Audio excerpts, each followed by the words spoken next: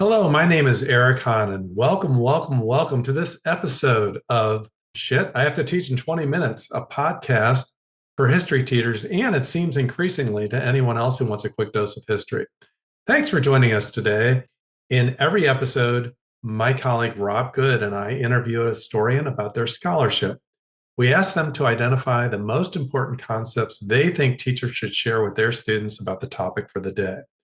We also include free lesson plans, free, that can be downloaded from the episode notes linked to this podcast. This whole enterprise is free. Rob, what's our focus for today? Well, I'm still amazed that we're calling ourselves an enterprise. Well, today we are going to explore how to teach about the age of Jackson. This period, spanning from the 1820s through the 1840s, is an incredibly dynamic era, and it challenges teachers to develop units that address dramatic social, political, and economic changes. One of my favorite quotes about this era comes from historian Edward Countryman, who wrote in his book Americans, and this just one sentence sort of captured it for me when I was teaching it. The book is Americans, A Collision of Histories. He wrote, "Every mill worker handled cotton that slaves had also touched, grown on land that Native Americans had just lost." It's a whole lot to cover. It is. Okay, Andrew Jackson, the age of Jackson. I remember back in the day, for high school, we'd put Andrew Jackson on this mock trial in the classroom with half the class as the plaintiffs for all the misdeeds during that time and half as the defendants. However, it became much more difficult to find students who were comfortable with that stance of defending Jackson and his administration. So an engaging lesson was kind of dropped from the toolbox. Still, though, I think it's important for students to put themselves in Jackson's shoes to figure out what they might do if they were president or in that administration during that mid to early 19th century time period. So, Rob, who is our guest for this topic today? Well, today we have the perfect historian to help us think about how to teach this complicated era. Dr. Christina Snyder is the McCabe Greer Professor of History at Penn State University, and she's a historian of colonialism, race, and slavery with a focus on North America from pre-contact through the late 19th century. Her books, Great Crossings, Indian Settlers and Slaves in the Age of Jackson, and Slavery in Indian Country, The Changing Face of Captivity in Early America, have received numerous prizes. And I mean numerous prizes. And if you haven't read Great Crossings, go pick it up right now. She is also committed to helping teachers develop approaches to exploring these topics with their students. And she co-authored the 2 volumes of Learning for Justice's Teaching Hard History, a framework for teaching American slavery. Well, this is fantastic. Welcome, Christina. Professor Snyder, what would you say are the most important ideas about the age of Jackson that teachers should teach and students should know regarding that time period? And good luck answering that in the next 15 minutes or so. Yeah, what a question. Well, thanks so much for having me. It's really a pleasure to be here, and it's great to have an opportunity to talk about the age of Jackson from a slightly different perspective. Um, so, this book, Great Crossings, that I wrote is about the first federally controlled Native American boarding school in the United States. And it's a place of incredible diversity where there are 17 different tribal nations represented there. Probably about 700 boys and men attended the school from the 1820s to the 1840s. And it also was located in Kentucky in a community that had enslaved people and free people of color. So it is in some ways a microcosm of the dynamism of the Jacksonian period. And what I wanted to do with this book was to show different people coming together and trying to navigate the profound changes that were taking place from the 1820s to the 1840s.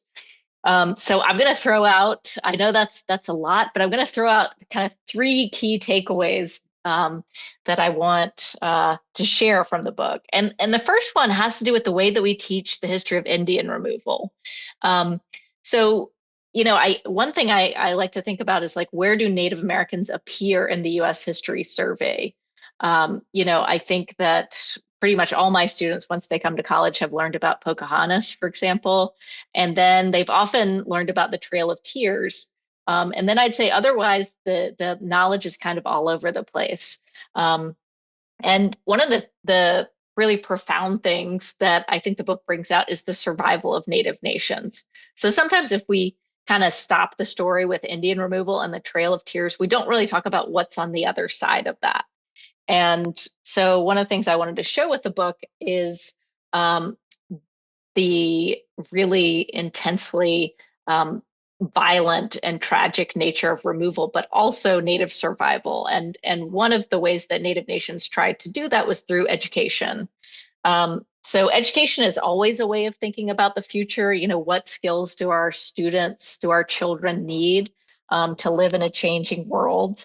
And so, you know, the story that I tell in Great Crossings has to do with how Native peoples thought about schooling in the early Republic period, but also how they transitioned to develop their own school systems in Indian Territory, what's now Oklahoma, after removal.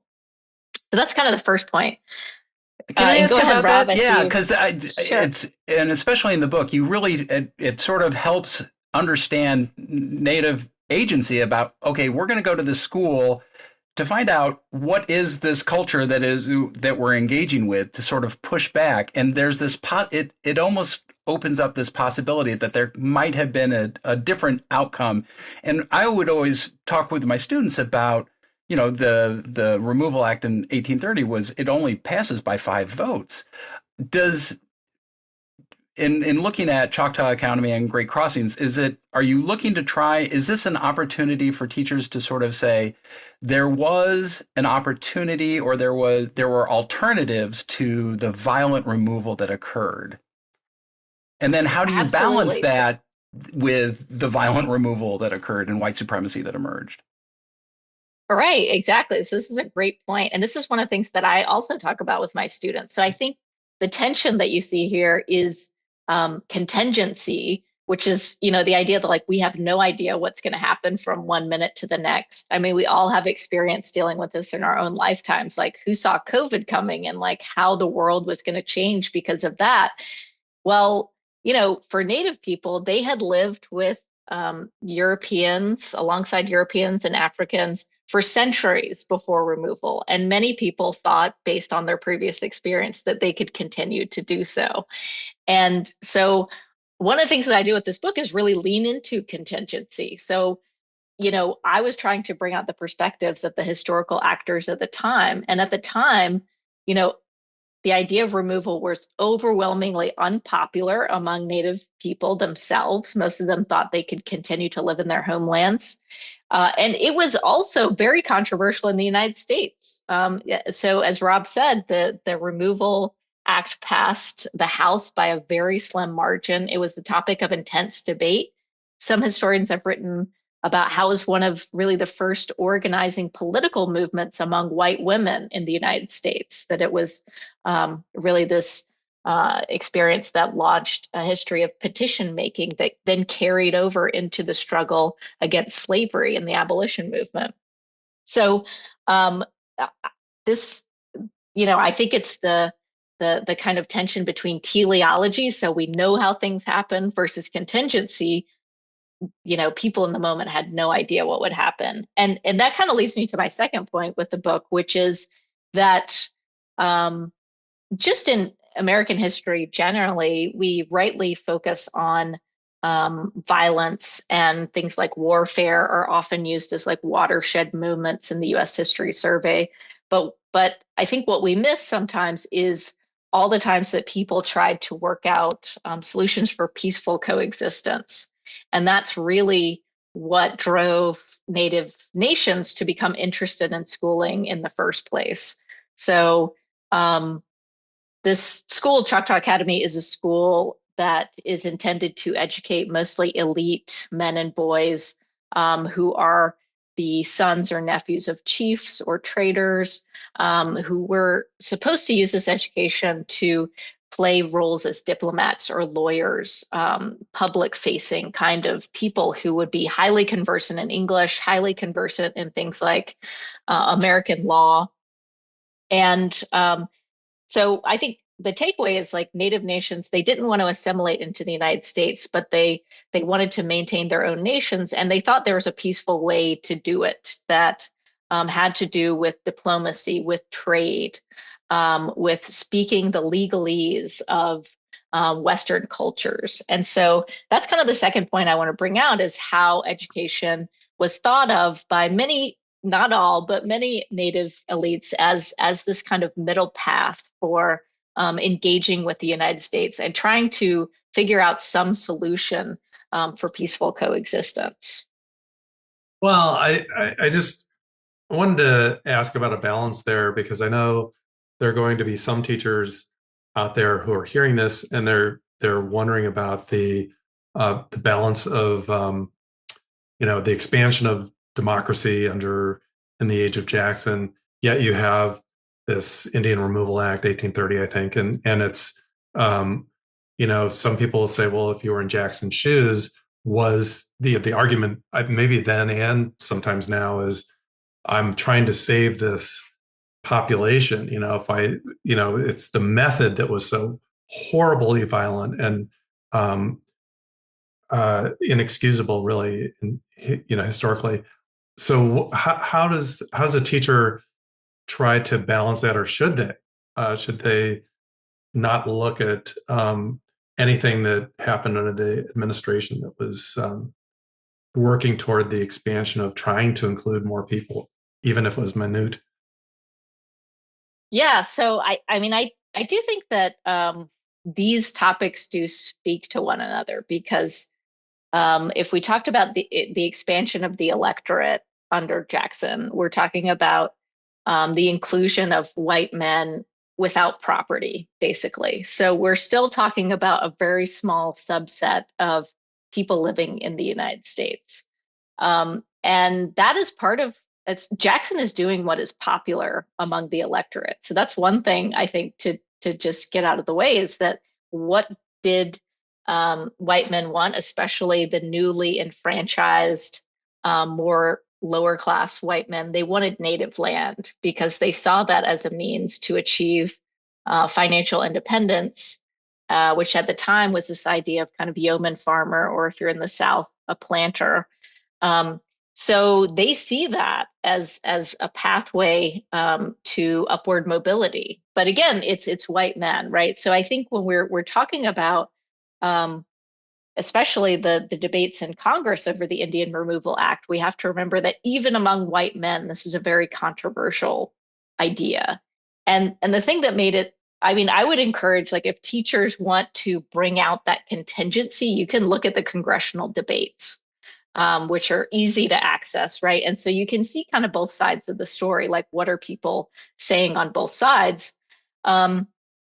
And you can also look at Native petitions to Congress. So there's a long history of Native nations petitioning Congress. And at the time of when the Indian Removal Act was being debated, the Cherokee Nation had full-time delegates living in Congress listening to these debates. So there are Native people there, like, present, and there are women petitioning too. So Native people and women and people of African descent, they are not enfranchised, right? They are not part of the electorate at the time, but they're still engaging in these debates. And so, I think to my students, I say, if you look at this, Jackson is doing what is popular, but there is, even at the time, another side of this story. And the people who spoke out against the Indian Removal Act, again, even among white men, are saying that it is unconstitutional, that it violates treaties that have been ratified by the Senate. And it was part of kind of a broader critique of Jackson's overreach of executive power, which is something that he, had faced. Previously he had been censured by Congress. There was just a general concern that Jackson was not respecting the rule of law.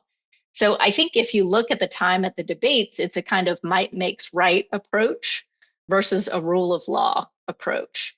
And some of the white critics of removal also brought in evangelical Christianity, the idea that a Christian nation should not engage in expansion in this kind of way, right? That basically involved violence, removal. And at the time, some people even used the word extermination. So the word genocide did not exist until the 20th century, but the analog that people in the 19th century would use for, killing or destroying a nation would be extermination.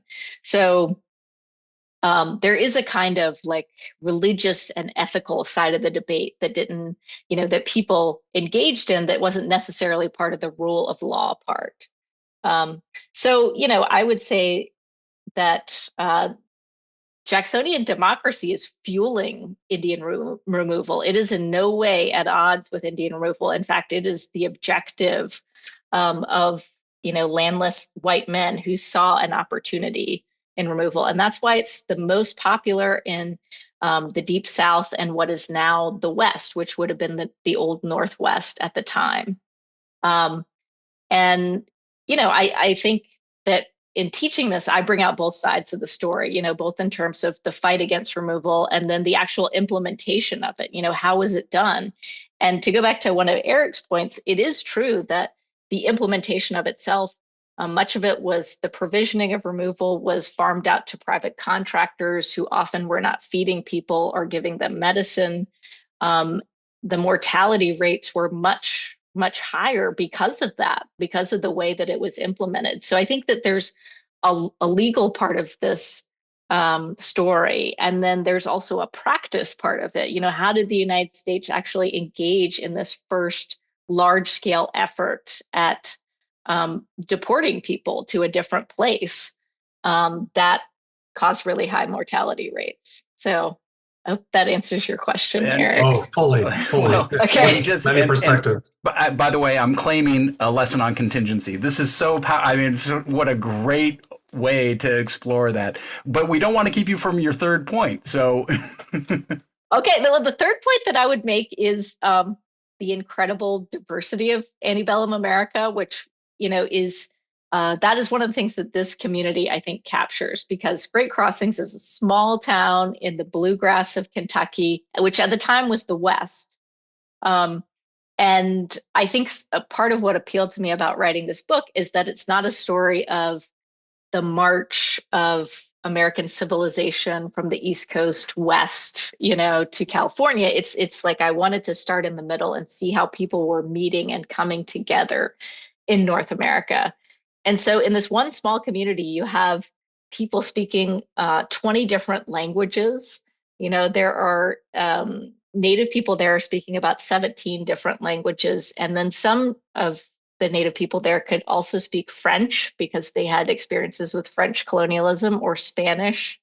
And then, some of the more senior students at the school are studying Latin and Greek and had traveled to Europe and things like that. So there's also a global kind of aspect to this that we don't, always capture in antebellum America. That's something that is certainly true, is that Native people are peoples of the world and peoples of the future.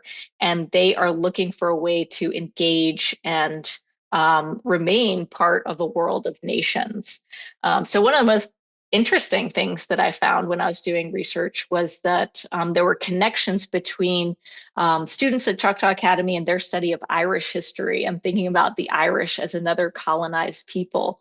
So during the Irish potato famine, many Native nations gave money to Irish hunger relief, including some of the same men who had gotten interested in Irish history at Choctaw Academy. So I think like that global diversity part of this is all over antebellum America, but we just have to dig a little bit and bring it out. So this idea of multilingual, multi-ethnic America, it has always been there, and it's just a question of kind of bringing those stories out. And that, and you didn't even talk about the relationship between Richard Mentor Johnson, who becomes Van Buren's vice president, and his common law wife, who is a mixed race enslaved woman, and their two children, Imogene and Adeline, and their education. And so there's this remarkable diversity that's occurring in this space. And you sort of, you talk about great paths and small paths, and that this was, going back to contingency, another way we could have envisioned a nation that was a diverse, a diverse and more cosmopolitan and engaged sort of way. So it's a remarkable book. And thank you so much for coming on today and sharing both your research, but also ways to make it practical and real for teachers in the classroom. That's really very helpful. So. Well, thank you so much, Rob. And thank you, Eric. Thanks for your questions today. I really appreciate the conversation. Thank you. This is clearly at the tip of the iceberg, but thank you, Christina. And remember, you can download those free lessons from the link provided in the episode notes. I think I have a couple of ideas already. Thank you, Christina. Be sure to stay tuned after this brief song to hear a description of those lessons. Oh no, the clock is ticking, 20 minutes, time is spinning, falling facts from thin air, hope they think I came prepared. Dr. Snyder's scholarship really helps us understand the complexity of the Age of Jackson by exploring the story of the diverse community at Great Crossings, Kentucky. My lesson is focused on remembering one of the most important members of that community, Julia Chinn, who was the enslaved common law wife of the 9th Vice President of the United States. And how did I not know this story? Goodness, it's such a good story. In the lesson, students watch a 7.5-minute PBS video about Julia Chinn, which features Dr. Snyder, and then discuss how this story both confirms and complicates our understanding of the Age of Jackson. For an assessment, students will create a historical marker for Julia Chinn, which would be placed at Great Crossings. That is a great lesson. Learning about Julia Chinn will tell a story that will interest, I think, just about anyone from even elementary school to postgraduate work. I loved it. The lesson I produced is a bit more basic in reflecting the mood of the Age of Jackson. As Christina mentioned, there was a congressional debate from 1830. They're readily available about the Indian Removal Act. And teachers, there's a link provided for you on those, but I selected 4 documents, 2 against Indian removal and 2 for. Students determine the arguments for debate, then write either a summary of the debate or they try to make a persuasive argument against Indian removal, careful not to include the experience of the Trail of Tears as it hasn't occurred yet. And remember that debate was contentious, very close. Only 6 more votes were needed to stop Indian removal, but in Congress, the vote passed for Indian removal anyway. I love that second option. I mean, it really gets to that point of contingency that Dr. Snyder was talking about. And I think students would like to be able to use those arguments to think about how they would change it. And so great lesson. You like to argue too. You like to argue too. I don't. No, I don't. Yes, you do. This isn't an argument. Okay, sorry. We need to credit Monty Python. All right, that's how old we are. All right, thank you for listening today. And remember, you can download the free lessons from the link provided in the episode notes. And please, please, please, please be sure to follow us wherever you get your podcasts and on YouTube. Eric will tell you how. You can reach us for any feedback, questions, or suggestions you might have about the conversations or lessons at historyin20@gmail.com. History in 20 is all one word. It's all spelled out. We'd love to hear from you. Thanks for joining us today.